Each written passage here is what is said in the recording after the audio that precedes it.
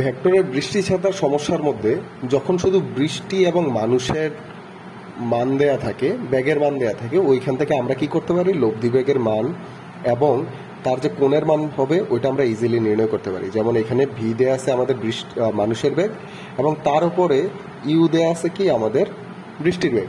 তাহলে ওইখান থেকে আমরা তার লব্ধি আর এবং তাদের মধ্যবর্তী যে কোণ আছে θ1 θ2 এগুলা নির্ণয় করতে পারি।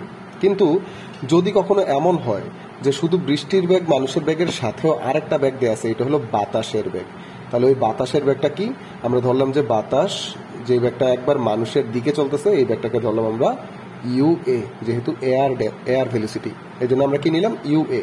তাহলে যে বাতাসের বেগ দেওয়া আছে ওই ক্ষেত্রে আমরা কিভাবে সমাধান করতে হবে, আর এখানে বুঝতে হবে যে বাতাস সবসময় কি করবে, ভূমির সমান্তরাল চলবে। আবার ভূমির সমান্তরাল তো মানুষ চলতেছে, তাহলে বাতাস হয় মানুষের ব্যাগের দিকে চলবে অথবা তার বিপরীত দিকে চলবে। তাহলে অথবা কোন দিকে চলতে পারে, অথবা হলে যে এই দিকে চলতে পারে। তাহলে এইটা দেয়া থাকলে আমরা কিভাবে তার লব্ধি এবং হলো যে তার দিকের মানগুলো নির্ণয় করতে পারবো। এটা নির্ণয় করার একটা সহজ উপায় হলো যে সবার প্রথমে এই বাতাসের ব্যাগটাকে এবং আমাদের যে মানুষের ব্যাগ আছে বা সাইকেলের ব্যাগ আছে ওই ব্যাগ দুইটাকে আমরা একটাতে রূপান্তর করবো। এবং কি দিয়ে রূপান্তর করবো, আপেক্ষিক ব্যাগ দিয়ে।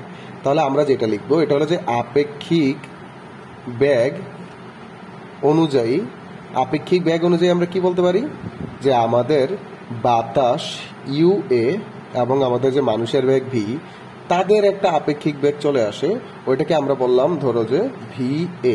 ঠিক আছে, ওই ভি এ এর মানটা কি হবে, যদি তারা একই দিকে হয় তাহলে আমরা করব কি, বিয়োগ করব। তাহলে এখানে কি হবে, ভি মাইনাস ইউ এ। এই যে একই দিকে হলে আমরা কি করে দিছি, বিয়োগ করে দিছি। এবং যদি তারা বিপরীত দিকে হয়, অর্থাৎ এই ইউ এটা যদি কি করে বিপরীত দিকে, যে মানুষের ব্যাগটা হলো যে সামনের দিকে কিন্তু বাতাসের ব্যাগটা তার বিপরীত দিকে, যদি কখনো এরকম হয় তাহলে একই দিকে আমরা কি করছি, বিয়োগ করছি। একই দিকে হলে আমরা বিয়োগ করছি, কিন্তু বিপরীত দিকে হলে আমরা কি করব, যোগ করব। এই কথাটা আমাদের মনে রাখতে হবে। তাহলে বিপরীত দিকে হলে আমরা লিখতে পারি V A prime is equal to V plus U A. তখন আমরা কি পাবো, ভি এ প্রাইম পাবো। আর এগুলাকে যদি আমরা একটু দেখাই যে আমরা ভি এ এবং ভি এ প্রাইম পেয়ে গেলাম। এবার যদি আমরা লব্ধির মান নির্ণয় করতে চাই তাহলে লব্ধি আর ইজ ইকুয়াল টু আমরা কত জানি, লব্ধি আর ইজ ইকুয়াল টু জানি আমরা root over of u square plus v square. ওই ভি স্কোয়ার জায়গায় একবার কি হবে, ভি এ স্কোয়ার, অথবা কি হতে পারে, ইউ স্কোয়ার প্লাস ভি এ প্রাইম স্কোয়ার। এটা দিয়ে আমরা কি পেয়ে যাব, লব্ধির মান।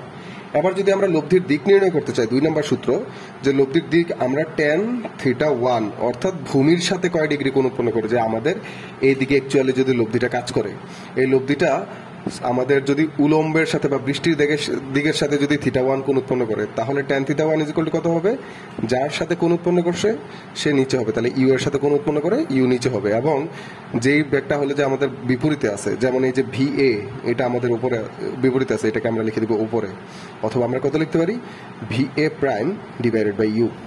আর যদি 3 নম্বর সূত্র আমরা ভূমির সাথে কয় ডিগ্রি কোণ θ2 কোণ উৎপন্ন করে ওইটা বের করতে চাই, তাহলে tan θ2 ইজ ইকুয়াল টু কত হবে, এখানে ভূমির সাথে কোণ উৎপন্ন করছে তাহলে ভূমির যে ব্যাগ ভি এ এটা নিচে হবে এবং ইউ হবে উপরে, অথবা আমাদের ভি এ প্রাইম এটা নিচে হবে এবং ইউ হবে উপরে। আর এই যে 3টা সূত্র, এই 3টা সূত্র দিয়ে আমরা বৃষ্টি, মানুষ এবং বাতাস এই 3টা যদি একত্রিতভাবে কোনো সমস্যা দেওয়া থাকে এগুলো সহজে সমাধান করতে পারবো।